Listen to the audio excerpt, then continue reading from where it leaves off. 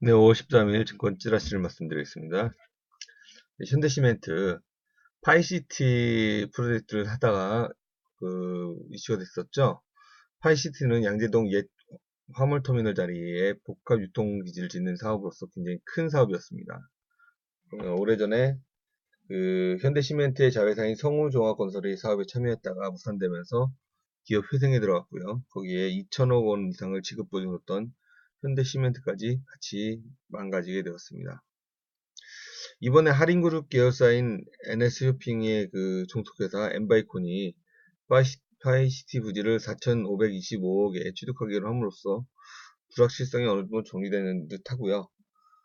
현대시멘트가 이제 거래가 재개되면서 6개월간의 시정 명령이 끝나서 재개되면서 상한가를 이어가고 있습니다. 그래서 전체 물량 중에 또 90% 가까운 물량이 대주주 지분이라서 특수관계인들, 채권자들의 지분이 많아서 유통 물량이 적기 때문에 주가 상승은 좀 더 이어질 것으로 보여집니다.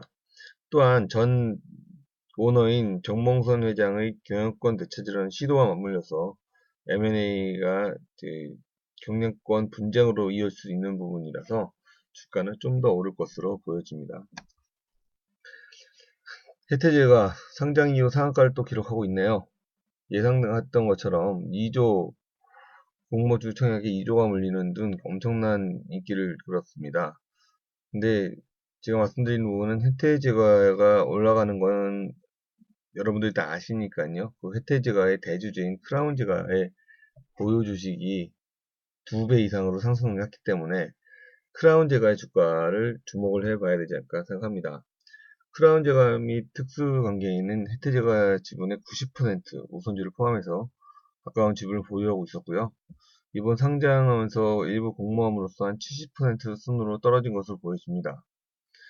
그러나 현재 재무제표상의 혜태제과의 지분은 1,800억으로 기입되어 있기 때문에 현재 기준으로 보면은 2배 이상의 지분 가치를 정부에 반영할 수 있을 것으로 보여집니다. 그러면 1,500억 이상의 실차액이 나타날 수 있기 때문에 그 크라운제과는 주가가 많이 오를 것으로 보여집니다. 근데 크라운제과도 지금 액면 분할을 하고 있죠. 50만 원씩이나 되는 주가가 부담이 돼서 액면 분할을 해서 이번 17일 날 상장할 계획인데요.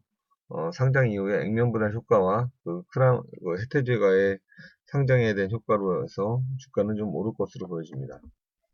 신우 현 대표이사는 현재 서울 남부지방검찰청의 횡령 및 가장납입 혐의로 구속돼 수사 중이라고 밝혔는데요. 밝힘과 동시에 주가는 폭락을 했습니다. 그리고 또 며칠 동안은 중국 합작법인 관련서로 해서 주가가 급등을 했습니다. 근데 어저께 사업 중단 내용을 공시함으로써 주가는 다시 혼조세로 마감을 한 것 같은데요. 실질적으로 실적 없이 분위기에 따라서 주가가 오르락내리락 하는 부분이기 때문에 주가는 좀 내려가지 않을까 생각합니다. 하지만 어저께 3천만 주가 넘는 폭발적인 거래량을 보였기 때문에 이게 어떻게 반영할지는 잘 지켜봐야 될 것으로 보여집니다. 자가용 비행기 공항 한국공항공사는 김포공항의 비즈니스 항공기를 위한 전용 터미널 주기장 그리고 경락고를 포함해 서울 김포 비즈니스 항공센터를 다음 달 중순에 운영한다고 밝혔습니다. 자가용 비행기를 가지고 자가용 비행기나 전세 비행기를 가지고 이동하는 사람들이 굉장히 많다고 그러고요. 우리나라에서도 지금 대기업들이 한 10여 대 이상의 자가용 비행기를 보유하고 있다고 합니다. 그리고 올해 한 해만 해도 1,400편 이상의 이런 전용 항공기가 한국에 도착하고 있는데요. 기존에 있는 일반 게이트를 통해서 하게 되면 그 사람들한테 프라이버시라든지 안전성에 문제가 될 수 있기 때문에 별도의 요구사항이 계속되고 있었습니다. 이번에 이런 조치로 해서 34개 OECD 국가 중에서 31번째로 이런 공항을 만들어진 거라고 하고요.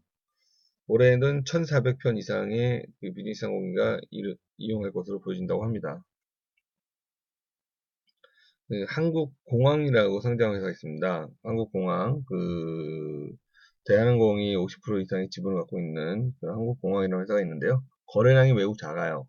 네, 그렇지만 이 한국공항한테는 이런 자가용 비행기 공항이라는 새로운 아이템은 그동안에 그 신규 사업으로서 할 수 있는 게 없었기 때문에 굉장히 호재로 작용하면서 주가는 좀 오를 것으로 보여집니다. 북한이 최대 12,000km, 미국의 본토까지도 커버할 수 있는 그런 미사일을 배치하기 시작했다고 합니다. 한중 접경 지역과 자강도 등 북한 최후방 3, 4개 기지에 실전 배치하는 작업을 진행 중으로 확인됐다고 하네요. 북한이 1개 여단 규모로 KN-08 부대를 편성한 것으로 추정해서 움직이고 있는 것으로 보여집니다. 지금까지 KN-08 이동식 발사대는 6기로 자체 개발한 것으로 예상되며 중국에서도 밀수한 특수 차량을 개조한 것으로 보여진다고 합니다. 북한이 요즘 계속 좀 이슈가 있었죠. 그래서 이런 실전 배치 이런 이슈가 된다 그러면 북한 분위기로 해서 우리나라 정치는 약보합으로 시작하지 않을까 생각합니다.